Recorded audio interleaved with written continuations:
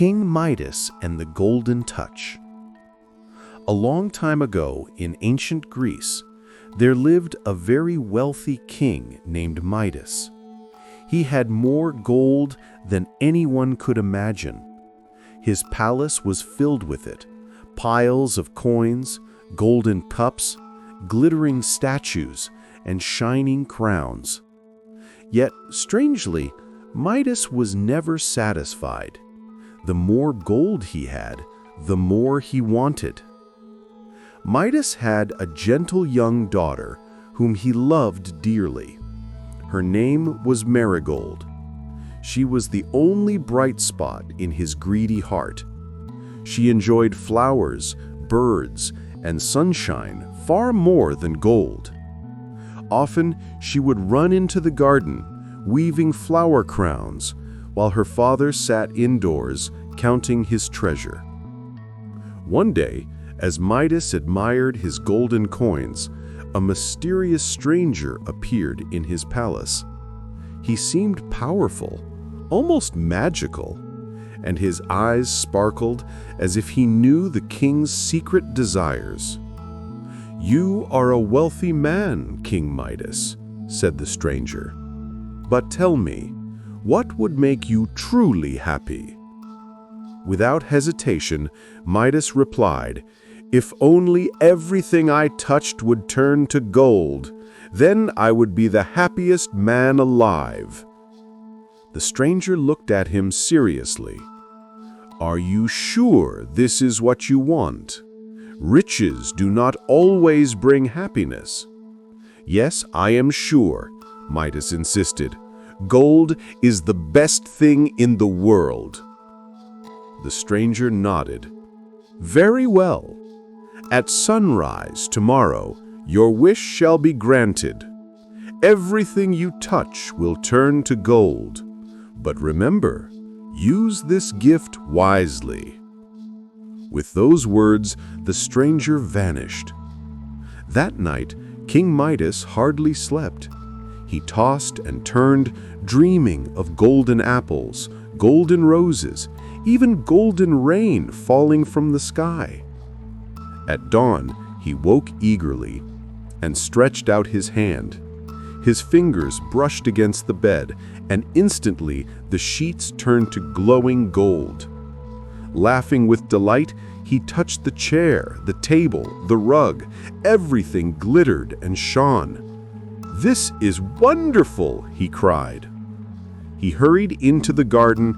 He plucked a rose for Marigold, and the soft petals hardened into solid gold. The fragrance was gone, replaced with cold, heavy metal. Still, Midas smiled, for he cared only about its beauty and weight. Marigold ran up to him. "Father, why have you turned my roses to gold? They were so pretty." She looked sad, but Midas only chuckled. "Do not worry, my child. These golden roses will never fade." Hungry from excitement, Midas went to breakfast. He lifted a slice of bread, but the moment it touched his lips, it became hard gold. He tried fruit, meat, even a glass of water. Everything turned solid. Nothing could be eaten. Fear began to creep into his heart. "What use is this gift if I cannot eat or drink?" he murmured. Just then, Marigold entered the room. She saw her father's troubled face and tried to comfort him. "Do not worry, father. The roses may be gone, but I still love you." She threw her arms around him. Midas froze in horror. Before his eyes, Marigold stiffened and transformed into a lifeless golden statue.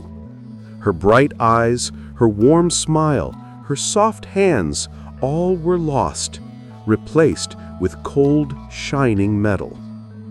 Midas fell to his knees, weeping. "My child, this is worse than death! What have I done?" He buried his face in his golden daughter's dress, sobbing bitterly. At that moment, the stranger appeared again. His expression was calm but stern. "King Midas, do you still think gold is the greatest thing in the world?" "No, no," Midas cried. "Gold has brought me nothing but misery. Take back this curse, I beg you. Give me back my child, my bread, my roses, anything but this." The stranger's eyes softened. "You have learned your lesson, Midas. True wealth lies not in gold, but in love, in food, in simple joys. Go to the river at the end of your garden. Wash yourself in its water, and it will take away the golden touch. Sprinkle the water on whatever you wish to restore." Midas bowed his head in gratitude. "Thank you, kind stranger. I will never forget this mercy." Without delay, Midas ran to the river. He plunged his hands into the cool water, and a wonderful feeling rushed through him. The curse was gone. He filled a pitcher and hurried back to the palace. First, he sprinkled the water over Marigold. Instantly, the golden statue softened, and his daughter returned to life. She blinked, looked at him, and cried, "Oh, father, what happened?